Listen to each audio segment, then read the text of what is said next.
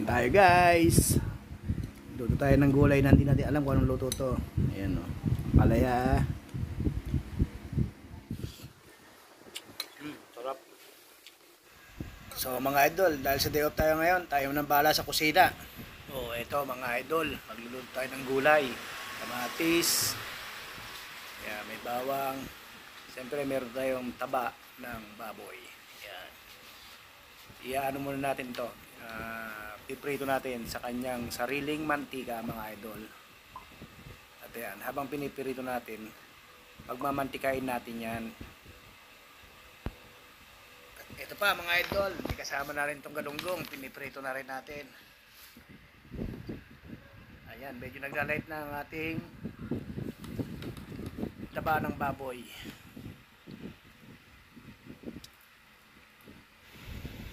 At ito naman idol, mga kamatis, lagyan natin yung kamatis. Gigisahin lang natin ng bagya yung kamatis, palalambutin lang natin.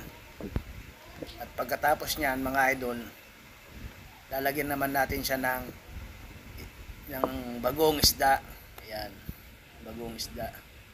Binuhusan ko nga lang pala dito ng konting bagong isda ang ating gulay. Ayan, haluin lang natin ng konti. Pag medyo malambot na yung yung kamatis, buhusan naman natin ng isang basong tubig. Dito nga pala mga idol, di ko na video yung paglagay natin ng ampalaya. Ayan, nilagay natin yung ampalaya, haluin lang natin ng konti. Saka naman natin siya tataktakan ng konting betchin. Ayan, konting betchin. Saka siyempre konting paminta na rin para magkaroon siya ng lasa.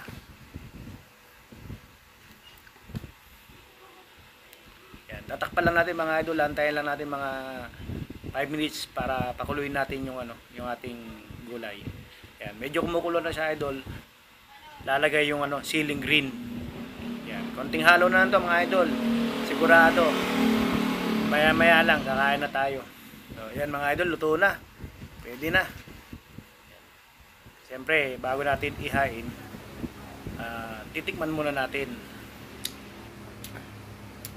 Sarap mga idol. Ayan mga idol, ang sarap. Luto na mga idol. Ayan, kakain na tayo. Kain tayo guys. Luto tayo ng gulay na hindi natin alam kung anong luto to. Ayan o. Palaya. Siyempre may sabaw.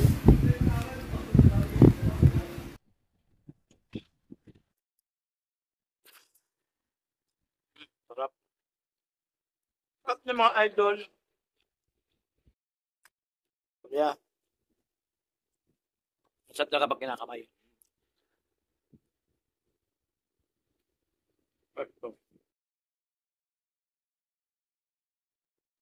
Na kami. Bye bye.